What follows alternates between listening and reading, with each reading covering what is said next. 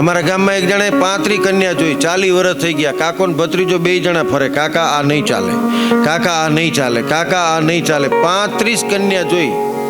પછી એને વિચાર આવ્યો કે આપણે જે પહેલી જોઈ હતી ને એ બરાબર હતી. એને કાકાને કીધું, કાકા કે આપણે પહેલી જોઈ હતી બરાબર. તો રાહ જોઈને બેહી રહે ઓલી. તોય 2 જણા કાંઠા થઈને સુટકેસ લઈને ઓલી પહેલી જોઈ હતી એના ઘરે જઈને ડોરબેલ ખકડાઈ, ટીડિંગ. તો ઓલી 2 છોકરા લઈને નીકળી, જો મામા આયા. ટાઈમે સેટ થઈ જવાય, નગર મામા થવાય. આમાં જેટલા હગાઈ લગનમાં બાકી હોય બધાને મારી સલાહ છે, ભાઈ હાઈવે ઉપર ઊભા હોય ઉપાડજો. હાઈવે ઉપર ઊભા હોય ને તમારે અમદાવાદ જવું હોય તો જે ગાડી મળે ને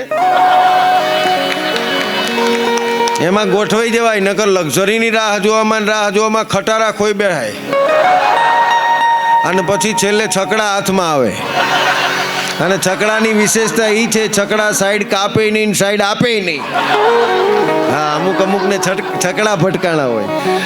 હમણાં એક જણો અડધી રાતે પતિ પત્ની બે હુતેલા, એમાં પતિ છે અડધી રાતે જાગી ગયો, પરસેવે રેપ જેપ થઈ ગયો. અને એની પત્નીએ કીધું શું થયું? કે મને સપનું આવ્યું. કે શું સપનું આવ્યું? લોટરી લાગી? કે ના, મને ખરાબ સપનું આવ્યું. હવે આટલેથી જો પાછી વળી જાય તો વાંધો નહીં, પણ છકડા પાછા ના વળે. એ કે નહીં, મને તમે કયો શું સપનું આવ્યું? કે મને ખરાબ સપનું આવ્યું. કહેવાય એવું નથી કે ના, તમે મને કયો મૂળ છકડો. હું તમારી પત્ની કહેવાય, તમારે મને કહેવું પડે તમને શું સપનું આવ્યું. પછી ઓલાએ કીધું કે મને એવું સપનું આવ્યું કે જાણે હું રંડાણો.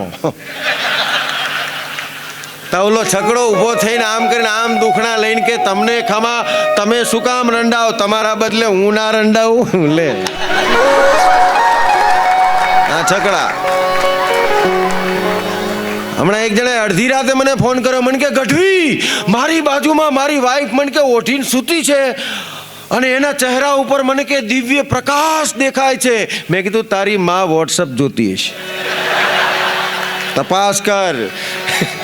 અને ખરેખર ઊંચું કરીને જોયું ને કાંતિભાઈ, ઓલી ઊંધી પડીને ઇન્સ્ટાગ્રામ જોતી હતી.